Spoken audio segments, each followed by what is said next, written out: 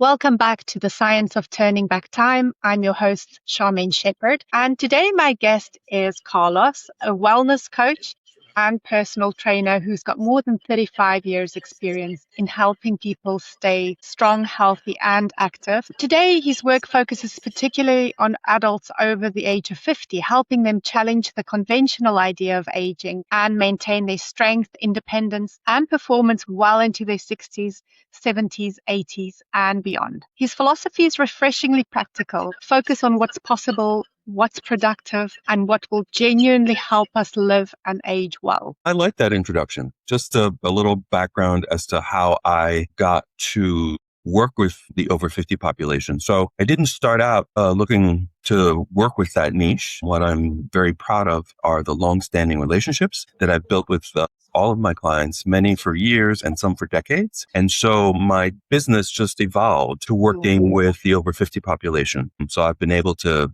help them stay healthy and well throughout the years, the decades, and from life stage to life stage. So you've been working with people for over 35 years. I'm curious, what is it that you know about aging now that you didn't know when you started? I think what I know about aging now that I didn't know when I started is that anything's possible and that it's never too late to start taking better care of yourself, prioritizing your self-care. So a good example of that is I have a client who will be 79 this year. And when I started working with him 9 years ago, he had lost the ability to tie his own shoes.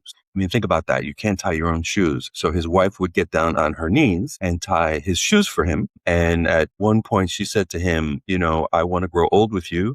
But you're becoming more dependent on me than ever. You need to start taking better care of yourself because I want us to grow old together. So when he came to me, he couldn't tie his own shoes. He can now tie his own shoes. He can get in and out of the bathtub without any help. His oldest son had a baby girl during the pandemic, and he said to me, we're going to go visit her when the pandemic breaks. He's English, lives here in New York. His family is living in Australia. And he says, I really want to be able to get down on the floor and play with my 2-year-old granddaughter, but I don't want to embarrassingly ask for help to get down on the floor and get back up. Do you think we can work on that? And I said, absolutely. And so you see that he not only has become healthier and well, he's also been able to improve his daily living, the way he moves his body, the way he uses his body, so he can get through the day with an abundance of energy.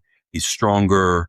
Him and his wife go out. They have great social life, and she's very happy. And now I'm working with her. Stories like that, because I think very often people need to have a focus, and that grandchild was a really big focus of, wanting to be able to do these things. We need purpose and we need reason. So stories like that are I think when people find their purpose and their reason for wanting to age well, it can be a very, very, very powerful motivator to kind of turn things like that around. But there are these interesting studies as well about the ability to be able to get up from the floor on your own and aging. I don't know if you're aware of those. Yeah, it's one of the tests that they use to estimate how long your lifespan is, right?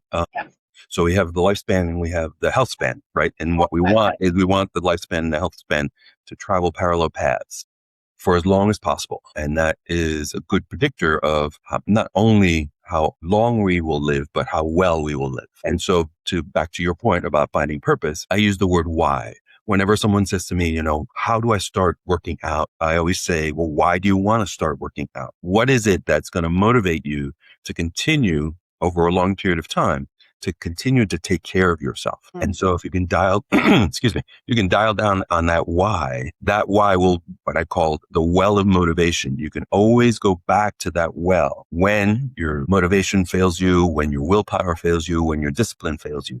Because if you hold on to that why, then you know exactly why you want to continue to prioritize your self-care and take better care of yourself. Well, that's a really good point, because it can be difficult.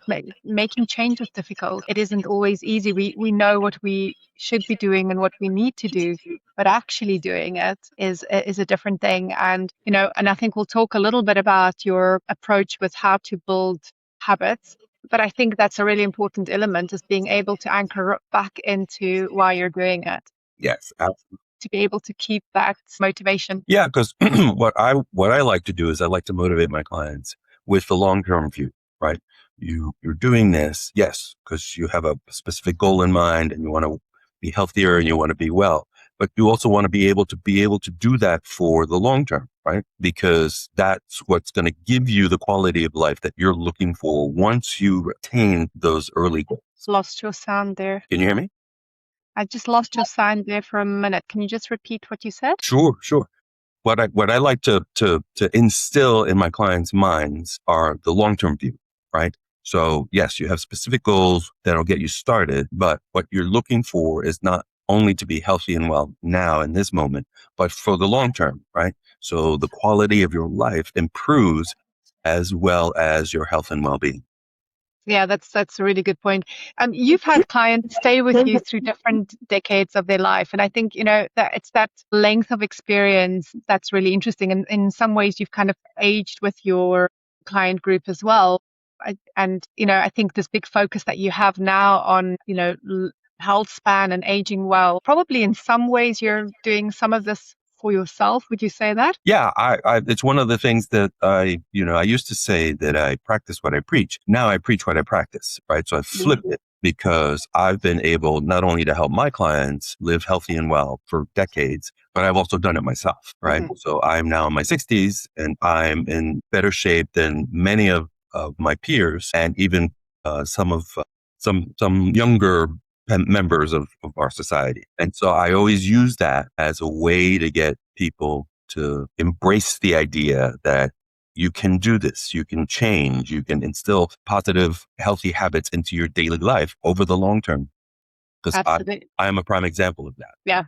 And it's never too late. We'll get to that in a short while. One of the things that I find in my clinic is people coming in with certain things and not knowing whether it's aging or, to blame it on aging or not. So especially, aches and pains and just a low energy and all these things. So very, very often, and I'll have somebody coming in their 50s or 60s and going, well, isn't this just a part of aging? Many people, if not almost all people, have that same idea. And then that's where, you start to take action towards improving those aches and pains, that energy level, sleep deprivation, overwhelm, stress. Once they start to see the improvements, they start to feel better, they start to move better, they start to look better. That's when you dial in that, see, it's not just about aging. It's about function. It's about mobility. It's about how much you move throughout your daily life. And I'm not just talking about getting in your 10,000 steps. How many times a day do you get out of your chair, just to move your body? I always say that motion is lotion, right? So the joints get stiff, the muscles get tight because you're not moving, not because you're getting older, right? There's nothing we can do about age, but there's definitely a lot that we can do about how we use our bodies, how we move our bodies, and how they react to the environment that we live in.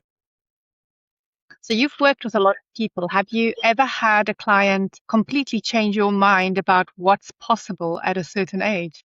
I don't think completely change my mind, but open my eyes to the possibility, right? Oftentimes, especially, when you reach midlife or you reach a certain age, there are things, I call them, the inevitability of aging, that when we get to a certain age, there are things that we might expect will happen to us, whether it's disease or injury. And what I've experienced with many of my clients, a specific example is a cancer survivor. Right? She came to me originally, she had just turned 50 and she had constant back pain that was becoming chronic and she was very worried about it. And so we worked on improving her core mobility, her back strength. We got rid of the back pain. And then when she turned, 20 years later, when she turned 70, she had a breast cancer diagnosis. And she was very distraught because she spent 20 years taking care of herself, meeting with me 3 times a week, going for walks, making sure that her diet was well. And I said to her, we can do this together. We're going to keep you as healthy as possible while you go through this event. And then 5 years later, she, cancer-free, she went to Bhutan. She went on a hiking trip to Bhutan for 2 weeks to celebrate her 75th birthday. So we're still working together. I will see her tomorrow. And she's one of my heroes because she embraced the idea that she could get better and she worked hard towards it. And so, when I hear stories like that, or when I experience a relationship with a client like that, it really opens my eyes to the possibility that, healing and change and improving your quality of life, no matter what struggles or obstacles you're facing, is possible. Sure, absolutely. And I think that mind piece is probably the most important here. The working on that mindset and keeping that strength of mind. Yeah, you have to believe. You have to believe that it's possible. That's where it starts, because that's going to be the spark that's going to motivate you to do the things to make it possible, right? The things that you have in your control. So yeah, you have to have the mindset and then take action to make that mindset a reality. So Carlos, if I gave you two 60-year-olds, could you tell which one is going to age better and what are you looking for? I'm not sure I could tell you which one is going to age better just by looking at them. I'd have to. I mean, in terms of kind of muscular health and strength and things like that. Yeah, I mean, you do basic assessments. Sit to stand, walking, standing on one leg. Two of the things that I'm always looking for in an older adult is whether they've lost their thoracic extension, whether they're able to move their rib cage. Because oftentimes one of the things that older people lose is the ability to raise their hands above their heads. And then they think it's just my shoulders or I've lost strength. But in fact, many times it's the ability to extend your thoracic spine, right? And then hip function. Those are the two things that I'm always looking for. Can you say a little bit more about the thoracic expansion? So what is it that you mean exactly by that? So when you're looking at your joints and they stack, you have mobility and you have stability, right? So your ankles are very mobile joints. Your knees are supposed to be stable. Your hips are supposed to be mobile. Your lower back, even though many people try to stretch it out, and it's supposed to be a stable joint. Above that is your thoracic spine, right? And that thoracic spine is supposed to be mobile, meaning that you're supposed to be able to rotate it, extend it. So lift your rib cage back and forth, right? Which will help to stabilize the weight of the head, right? So the head weighs about 6 to 7 pounds, depending on the size of the head. And if it's hunched forward, right, that puts stress on the thoracic spine, which will collapse the thoracic spine. So if your core is engaged and you can lift your thoracic spine and rotate your thoracic spine, then your head becomes balanced. And so when I'm looking or assessing older adults, those are the things that I'm looking for. Can they move their hips in certain directions, side to side, front to back? Is their lower back stable? Is their thoracic spine mobile? And if I find that those things are deficient, that's usually where I start. And from my experience, if you can improve somebody's hip mobility, lower back stability, and thoracic spine mobility, they start to feel better right away. Okay. Do you think that kind of losing muscle mass is an inevitable part of aging? I think it's an inevitable part of getting older, but you have some control over how much or how quickly you start to lose that muscle mass, right? I mean, there's a ton of research to show that maintaining your muscle mass is one of the key components of living a long and healthy life. And we know that resistance exercise is one of the best ways, if not the best way, to maintain that muscle mass. And so you have control over how much muscle mass you lose and how quickly you lose it. And I think, I would say to people, muscle mass isn't just about strength, kind of physical strength. Of course it is. But it's so much more than that, because our muscles are actually signaling organs. And there's a huge amount of metabolic signaling that happens when we have good muscle mass as well. Sure. Yeah, our muscles are very, very integral to how our bodies, not only how our bodies move, but how they function, right? I was talking to a client just yesterday about staying hydrated and the importance of that. And especially during the winter, it's summer here in New York, but I was using winter months as an example. And she was like, well, why would I want to stay super hydrated during the winter months? Because your muscles are help to control your body temperature. So if you're standing on the street corner waiting for the bus and you're shivering, those muscles are working overtime. You want to make sure that you rehydrate those muscles because they're comprised 70% of water. And so it's really important that you maintain not only your muscle mass, but you keep them hydrated and you keep them stimulated. And that's through exercise, through movement. So yeah, your muscles are super important. So a lot of people will ask me, if we're talking about maintaining muscle mass, about two things, creatine and electrolytes. What are your views on those? Well, we know that creatine is one of the most studied supplements on the market. My understanding is it works very well. There are very few side effects. The only caveat I would put out there is that if you're thinking about taking creatine, make sure you check with your medical professional first, because if you're taking other medications, there are certain interactions. If you're not careful, it will overload the liver. If you have any liver conditions, you may not be a good candidate for creatine.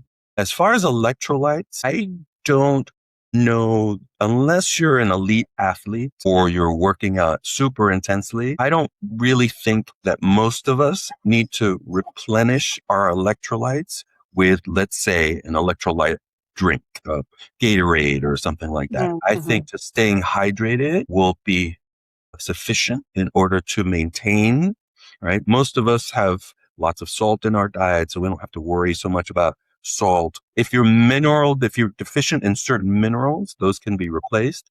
But I'm not a huge advocate of downing, electrolyte drinks just to replace your electrolytes. I think a lot of electrolyte drinks have got a lot of rubbish in them as well. Well, I used to joke that the only person who should be drinking Gatorade is Michael Jordan, because he's getting paid to drink Gatorade. So what about the person who says, I walk every day, surely that's enough? Well, let's accentuate the positive. That's a great start, walking every day, but that's not going to be enough because there's no overload, right? So you're not overloading your muscles in a way to either increase their strength or maintain your muscle mass. If you're just walking, let's say you weigh 100 pounds, it's the same 100 pounds every day. For you to be able to maintain your muscle mass, for you to maintain your functionality, you're going to need some kind of other stimulus. And I think that's why some of these weight vests like rucksacks have become so popular, because now people are adding resistance to their bodies as they go for their walks. But I think on top of that, I really think that resistance exercise it should be a major component of your overall fitness program.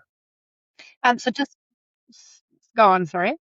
You're just going to get so many benefits from resistance exercises. So for our listeners, could you explain what resistance exercise means? So resistance exercises, you're using an external resistance that stimulates the muscle to overcome that resistance, get stronger, and in some cases, build muscle. And so weights, resistance machines, I'm a very big fan of bands for my clients because they're easily portable. You take them anywhere and they're easy to use especially for beginners. And so anything that's going to add an external resistance to the muscles that you're trying to work. So Carlos, what would worry you more in someone over the age of 50, somebody who's overweight or somebody who's under-muscled? Under-muscled. I think, there are many people who would be considered overweight who are very strong, fit, and healthy. So for an example, some people use the BMI scale, the body mass index scale, and the body mass. Two measurements that you're looking for are height and weight. So I'm a good example of how the BMI scale would not be a good way to measure my fitness level. I weigh 204 pounds. I've got lots of muscle and I'm only 5'9". So on the BMI scale, my number is 29, which puts me in the obese category. Take one look at me and I'm not obese. But like we were talking about earlier, your muscles are involved in so many of your bodily functions, your metabolic functions, and your cognitive functions. So somebody who was under-muscled, I would be worried more about than someone who was overweight. Yeah, I agree completely.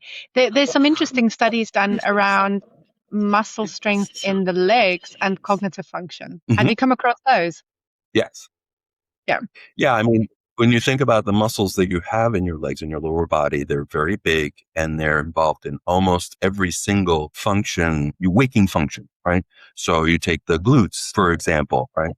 They're the thickest and the strongest, or should be the thickest and the strongest muscles in the body. If my glutes aren't active, it's hard for me to sit. My glutes aren't active, it's hard for me to walk. if my glutes aren't active, it's hard for me to stand. I can't go up a flight of stairs because I don't have the strength. And so those muscles are super important to keep them healthy and strong and functional, so you can get through your daily life. I'm not even talking about exercising. I'm just talking about standing and walking, going up a flight of stairs, going down a flight of stairs, sitting for long periods of time. And yeah, I mean, we know that relates to brain function as well. The better your muscle strength, the better cognitive function is as well. Sure. So I think there are really good reasons for wanting to, keep that muscle strength. You work with a lot of women as well. Yeah, 70% of my clients are women. Yeah. So I'm curious about women going through menopause, and if you notice any, or would you change the training dynamic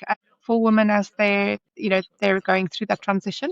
I haven't had to change the way I train my clients pre and post menopause.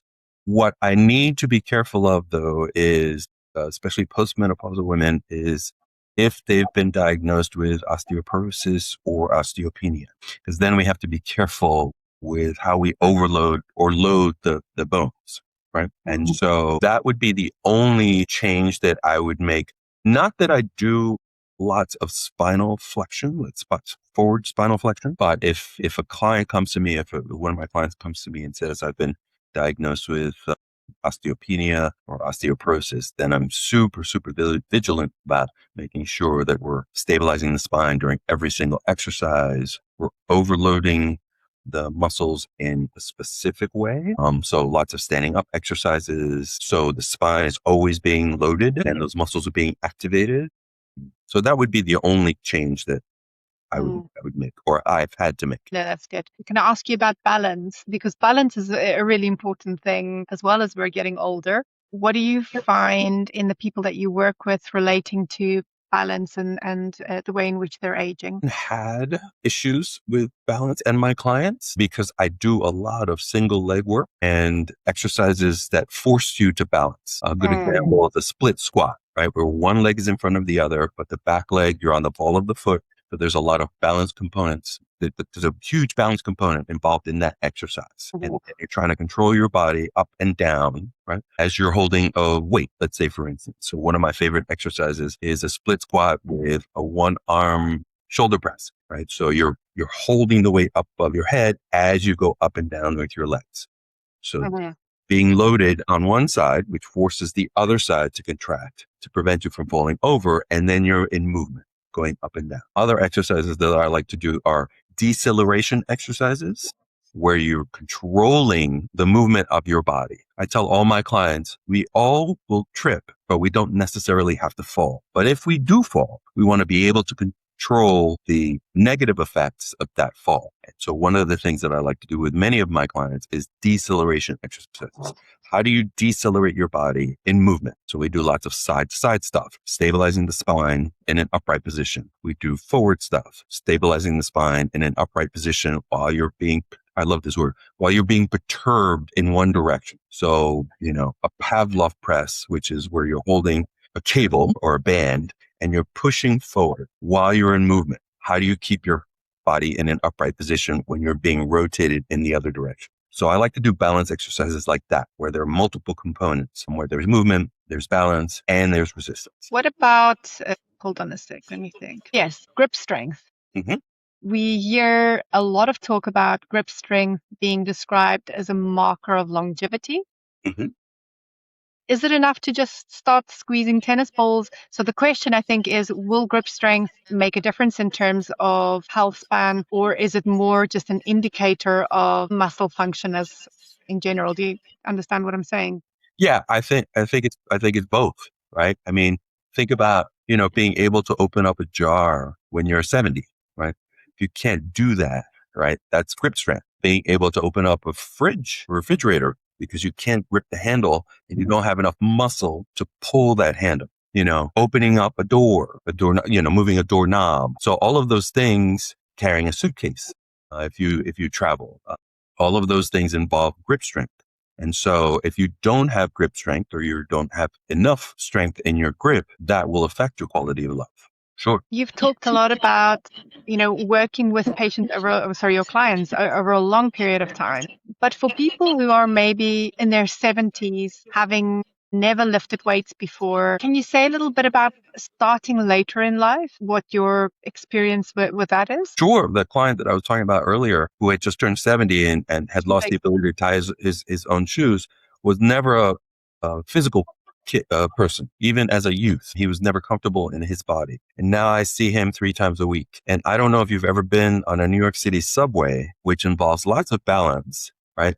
It's almost like being on a roller coaster. He told me about a month ago that people stopped offering him a seat on the subway. And so you can see the arc that he has been able to travel and how much stronger and healthier he is now. Now, as an older client, you have to take certain things into account, right? So whether they have back issues, whether they have joint issues, arthritis usually starts creeping up when we hit our 50s, mobility issues. So you take all of that into account when you're training an older individual. But from my experience, especially somebody who is untrained, can make enormous advances in their health and well-being, their muscular strength, even their body shapes. And it's never too late to start. It's no, never.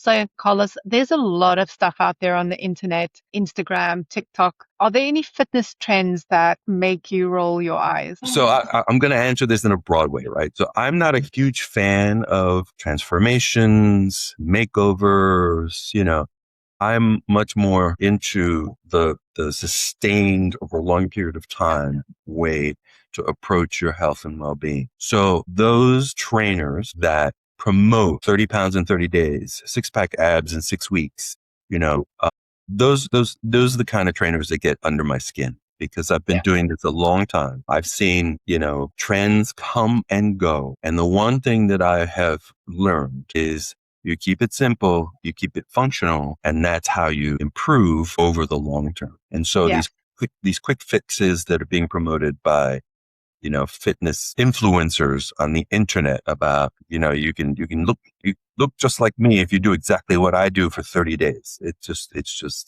gets under my skin, because that's not the reality. I know exactly what you mean. And I think it is frustrating, because I think we are living in a time now where people are bombarded with so much of this. Mm-hmm.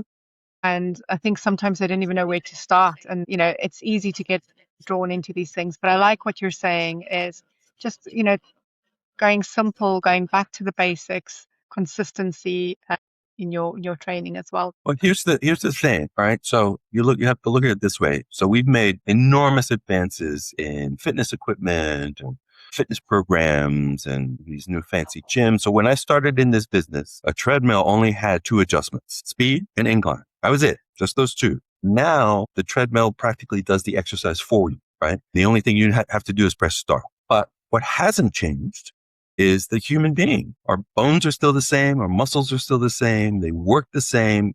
That hasn't, our physiology, our metabolic function, that hasn't changed. And so you could pile on all the fancy bells and whistles that you want, all the supplements, all the, energy drinks that you want, but our bodies still function the same. And so what you want to do is you want to start in a basic way, movement patterns, right? We take a step forward, we take a step back, we turn our heads to the right, we turn our heads to the left. Being able to maintain that kind of function, especially as you get older into your 60s, 70s, and 80s, is going to be much more important than whether you can bench press 415 pounds. Yeah, that's really true. If you could prescribe only 3 movements for the rest of someone's life, what would they be? Push, pull, and squat. So push something. I love to do push-ups with all of my clients. There's only one client who I don't do push-ups with, because when she came to me, and she's feeling so much better now because she wants to go back to swimming, she's got torn ligaments in both of her shoulders from old injuries. But and I frame it in a way. The reason we do push-ups is not because it's such a great exercise, but heaven forbid you should trip and you're about to fall. One of the first things that you want to be able to do is to be able to get your hands out in front of you so you can brace yourself and not slam your face into the ground. And when I frame it in that way, like this is a protective exercise, this is a functional exercise, they buy into it. And the same thing with, let's say, squats. We squat every day. Every time we sit down, that's a squat, and get back up, right? And so if you improve your ability to get up and to sit down and get up, or sit to stand, that will serve you for the rest of your life, right? I have my oldest client is 94, and her main goal is to stay out of a wheelchair, and we've been successful. And one of the main exercises that we do is sit to stand. I have her sit down, I have her stand up, I have her sit down, I have her stand up. And the reason is because she wants to stay out of a wheelchair. And so, you want to frame, especially with older adults, you want to frame it in such a way that they understand that this is not only going to make them healthier and well, but will also serve a function that will serve them well during their daily lives. So push, pull, squat. Those three. And pull, and pull is, pulling. So when you think about, let's say, opening a refrigerator, right? That's a pull, right?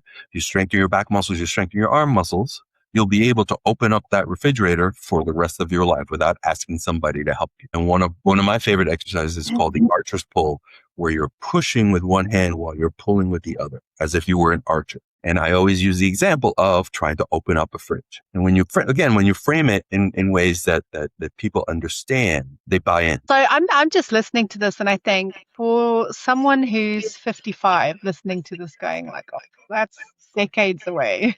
What would you say right now? Because I think a lot of people feel, these issues that you're talking about, being able to open and close a fridge, getting up, all of these things, it feels very far away. So what would you just say to somebody in their 50s who's maybe listening to this and thinking, oh, I don't need to worry about it now. This is something I'll start worrying about in my 70s and 80s. If you start in your 50s, you won't have to worry about it in your 70s and 80s, because you'll still have that ability. You'll still have that function. You'll still be able to open up that fridge. You'll still be able to open up that jar. And you'll still be able to carry your own suitcase, right? Mm-hmm. Put your suitcase up in the overhead bin on an airplane without asking for help, right? You'll still be able to ride the subway without needing to sit down because your balance is good. And so that's what I would tell them. If you start now, right, you won't have to worry about it then. Yeah, I agree. And then also, you've spent 35 years helping other people age well. What are the things you're doing, like day in and day out, that you've, designed for yourself through this process? So 3 things that I am focused on nowadays to keep myself healthy and well. Obviously, I work out a lot. I like the exercise. I've been physical since I was a kid. It's one of my favorite ways to express myself. But 3 things that I think are keeping me healthy and well are movement. And it can be any kind of movement, right? Just getting up out of a chair, especially during the pandemic when we were isolated, we were sitting down more than ever. I remind myself that I need to get out of the chair that I sit in when I'm working with my clients virtually. And so I try to get out every day, get some fresh air and just move my body. And that's in addition to my regular workout. Sleep is a big one. If I had to pick one thing, if you were to ask me what one thing that you think would improve somebody's health and well-being more than anything else, sleep. So I make sure that I get my 7 to 8 hours of sleep. I've always been a good sleeper, so I've never had trouble staying asleep or getting to sleep, but I didn't always sleep 7 to 8 hours. I used to say that I could survive on 6. And now I make it a point to make sure that I set my schedule so I get 7 to 8 hours. And hydration. We don't realize how much water plays in our daily lives, both metabolically, functionally, and cognitively. When you're dehydrated, it affects your ability to think. It affects your energy level. It affects your ability to move. So those 3 things. So the first thing I do in the morning is I have a 16-ounce glass of water before I do anything else. And then I do a little bit of mobility. And, I make sure that I get to sleep by, 10 o'clock. Movement, hydration. Those are the 3 sleep, hydration. Those are the big things for you. Mm-hmm. Do you add on any kind of fancy stuff? Do you have any kind of longevity stacks, supplements, or anything you add on, or do you stick just to the basics? I stick to the basics. I take a multivitamin every day. I take a probiotic. I take a collagen supplement for my joints, and that's pretty much it. And then I have a pretty good diet. The one thing that I'm lucky is I don't have a sweet tooth. So I don't eat desserts and I don't eat candy and sodas and stuff like that. And it's interesting because whenever I say that, people always go, "Oh, that's because you're in fitness." I was like, "No, I don't have a sweet tooth. I'm much more of a savory kind of person." But yeah, those three are, because those are easy. Everybody can do those three. If you're interested in supplements for whatever reason, I'll send people to supplement websites so they can do their research, and then just make sure that you check with a medical professional that the supplements that you're thinking about taking don't interact. Again, I'm working with 50, 60, 70-year-olds who may be on medications that may have interactions with whatever supplement they're thinking about taking. So I always advise them to check with a medical professional before they start ingesting anything out of the ordinary. Is there anything else you'd like to leave our listeners with today? I think this has been a very inspiring conversation about, why you'd want to really start focusing on building muscle as early as you can. But even if you are in your later decades, it's never too late to start. Mm-hmm. I think just the message, no one is ever going to take better care of you than you. And by prioritizing your self-care, you can take better care of everything else that you need to take care of, whether you're a business owner and you have employees, whether you have a spouse who may have, maybe sick clients who have now become caretakers of their parents. And so it's super important that they stay as healthy and well as possible, because that's a tremendous energy drain. And so, yeah, just, prioritize your self-care, because when you do that, everything and everyone around you benefits. Such an important message, because I think, especially for women, I find women are so used to caring for everyone else. They sometimes put themselves right at the back of the line. They've, been raising kids and husbands, and maybe, even in the workplace. So they're often the last person they're thinking about is themselves. Yes. And so when you start talking about self-care, it can feel very selfish. They're like, oh, that, it feels very selfish to be investing time and money, to maybe get a personal trainer or wellness coach. It can feel selfish, but you've just framed it really beautifully to say that in keeping yourself really, really well, you're then able to better look after others around you. Mm-hmm.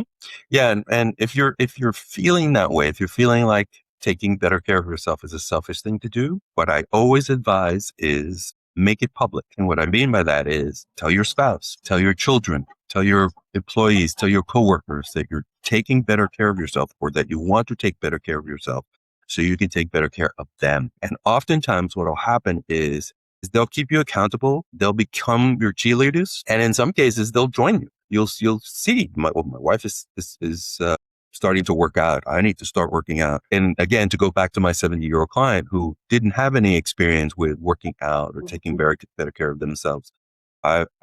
He started working out with me. I'm working out with him 3 times a week. And now I'm working out with his wife. But she doesn't want to get left behind, right? So she wants to be just as strong. And so it's become this little competition back and forth. Like, what did you do during your workout today? Or this is what I did during my workout today. So it's this cute relationship that has been built in between the two of them.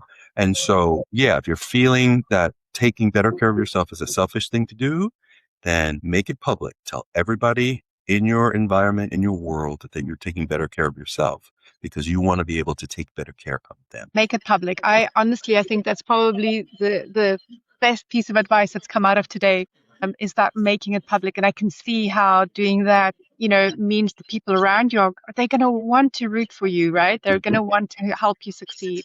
Yeah.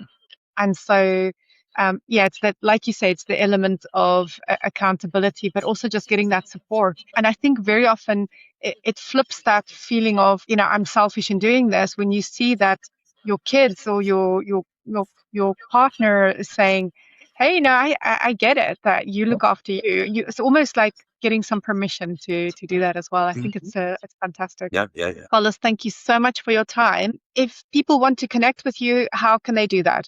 I'm on LinkedIn, Carlos A. Reyes. I'm easy to find. I'm also on Facebook with the same address.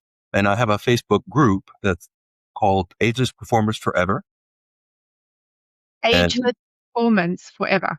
Ageless Performers Forever. And it's just a curated group. Almost everybody in that group has been invited by me personally. And we have people who love fitness, who love to take care of themselves and understand that it's really important if you want to live a fulfilling, satisfying life. Thank you. And I hope you enjoy the rest of your day. Thank you for inviting me. Okay.